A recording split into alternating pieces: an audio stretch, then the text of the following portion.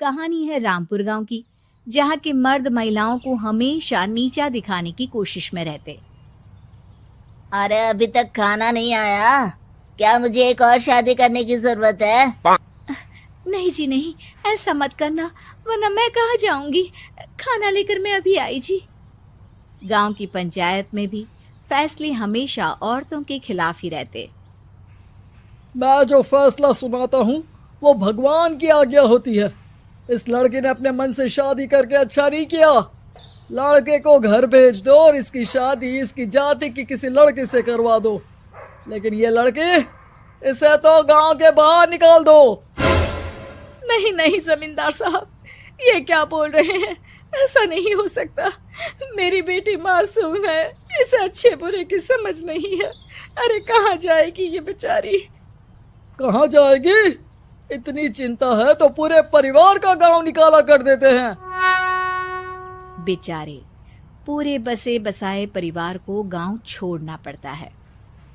चाहे जो हो, अगर बेटियों को कंट्रोल नहीं कर सकते तो गांव में रहने का कोई मतलब नहीं है। यहाँ औरतों को दब कर रहना होगा। कोई भी अपने हिसाब से कुछ नहीं कर सकता, सब ईश्वर की मर्जी से ही होगा। तभी गांव का एक आदमी दौड़ा दौड़ा आता है। सरपंच साहब, जमींदार साहब, वो कालिया है ना, उसकी बेटी पढ़ने के लिए शहर जा रही है। अच्छा, ये कब हो गया? और कालिया की हिम्मत कैसे हो गई ऐसा करने की? लेकर आओ उसे और उसकी बेटी को।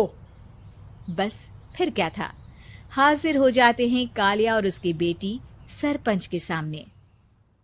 और कालिया, ये क्या सुनने में आ रहा है? बेटी को इंजीनियर बना रहा है तू?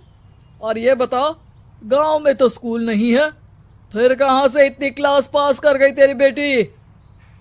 राधा, जो कि कालिया की बेटी है, उसे लगता है कि सरपंच उसकी तारीफ कर रहे हैं। सरपंच जी, मैंने ऑनलाइन पढ़ाई की है, डिस्टेंस लर्निंग से। सभी में मैंने अच्छे नंबर पाए हैं, जिसे देखते हुए शहर की इंजीनियरिंग कॉलेज में मुझे स्कॉलरशिप मिली है। वाह जी वाह, क्या होती है ये? पहले तो ये बताओ, फिर आगे की बात करते हैं। पूरा गांव राधा की बात सुन रहा था और राधा बोलती जा रही थी। तो ऐसे मैं फ्री में एक अच्छी शिक्षा लेकर गांव में जो कुछ परेशानियां हैं, जैसे बिजली, पानी और इंटरनेट जैसी समस्याओं के लिए काम करूंगी। मैं गांव को शहर से जोड़ने के लिए पुल का निर्माण करवाने का प्रस्ताव रखूंगी। मुझे पूरी उम्मीद है कि जल्द ही हमारा गांव भी तरक्की की राह पर चल पड़ेगा। राधा की बात सुनकर सारे गांव वाले ताली बजाने लगते हैं। सरपंच को समझ नहीं आता कि वो क्या करे। चुप रह नादान लड़की, गांव के खिलाफ जाने के लिए तुझे गांव से बेदखल कर दिया जाएगा, वो भी पूरे परिवार के साथ। और हाँ, अगर ठीक से गांव में रहना चाहती है तो ये पढ़ाई लिखाई छोड़ दे। हम तेरे लिए गांव का कोई होनहार लड़का देखेंगे। तभी गांव का एक आदमी बोल पड़ता है। अरे नहीं नहीं सरपंच जी, राधा बिटिया जो बता रही है, अगर वैसा हो जाए तो हम लोगों को पैसा कमाने के लिए बाहर नहीं जाना पड़ेगा। हाँ जी, और ना ही कोसों दूर पानी के लिए भटकना पड़ेगा।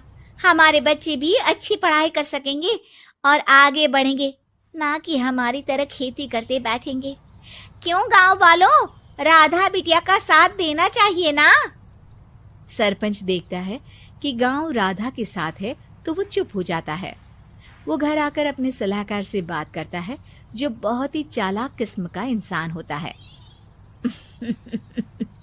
अरे सरपंच साहब, आपको बहुत ही होशियारी से काम लेना पड़ेगा। एक बार गांव तरक्की कर गया, यहाँ के बालक पढ़ लिए तो कोई ना पूछेगा आपको।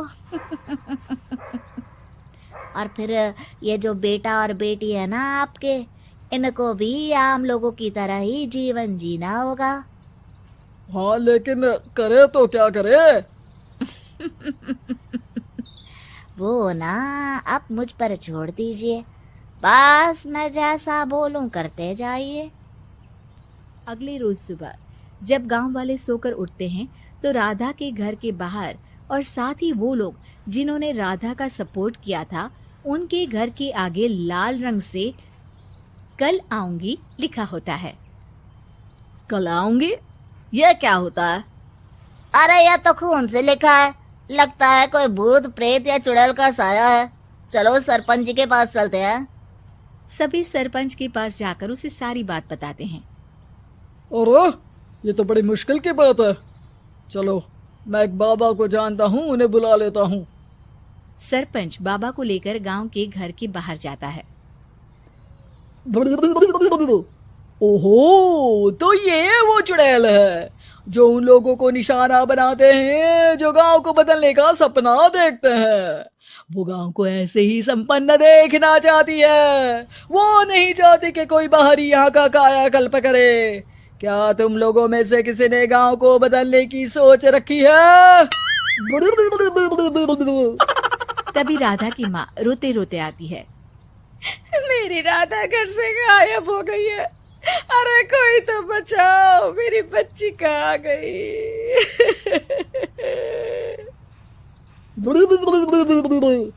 ले गई वो चुड़ैल, तेरी बच्ची को ले गई। अब वो उसे श्रापित करके छोड़ेगी, उस पर चुड़ैल का साया हो जाएगा। तभी बुरी सी हालत में राधा भी वहां आ जाती है। उसके बाल चुड़ैल की तरह फैले होते हैं और कपड़ों में खून लगा होता है। सभी राधा को देखकर डर जाते हैं। माँ, पता नहीं मुझे कौन उठा कर ले गया था। अरे दूर दूर हो जा चुड़ैल, अब हम लोग इस गांव में नहीं रुकेंगे। अरे कैसी बातें कर रहे हैं आप?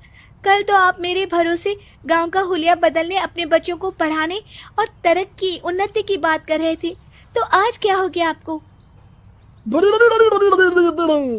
ये फिर तुम लोगों को बहकाएगी। ये चुड़ैल गांव में आ चुकी है, ऐसे ही ये तुम्हारे घर के बच्चों को भी ले जाएगी। गांव वाले राधा को गांव से बाहर निकाल देते हैं। उसके माँ बाप रोते रहते हैं, लेकिन गांव वाले नहीं मानते। मैं भी अपनी बहन के साथ गांव के बाहर रहूंगा, लेकिन वो पढ़ाई नहीं छोड़ेगी। वहीं सरपंच के घर पर सलाहकार कहता है।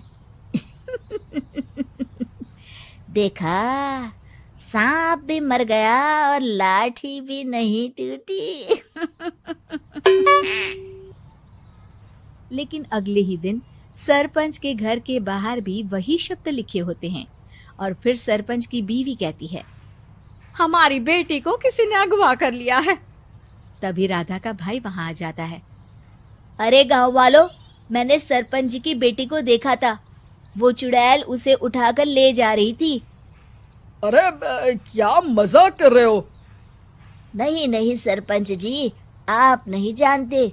वो चुड़ैल अब आपकी बेटी में आ जाएगी, जैसे राधा के अंदर आ गई थी।